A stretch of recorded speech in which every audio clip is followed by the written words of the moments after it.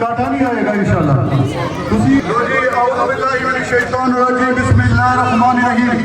तुसी सारे मेरे नाल वादा करते हो कि झूठ नहीं बोलोगे और अपनी जमीनों से मेहनत करके असी पूरे पाकिस्तान जी मिसाल कायम करांगे कि अल्लाह के हुक्म नाल 1 एकड़ 2 एकड़ वाले जी फार्मर मेहनत करके अगे बढ़ सकते हैं इंशाल्लाह। और एक नारा दिल नाल जोर दी अल्लाहू अकबर, अल्लाहू अकबर, अल्लाहू अकबर। और तुसी मेरा साथ देना और असी मेहनत करके दिखाना कि अगली दफा इंशाल्लाह 22 पिंड साढ़े नाल खलोते होंगे इंशाल्लाह। अल्लाहू अकबर।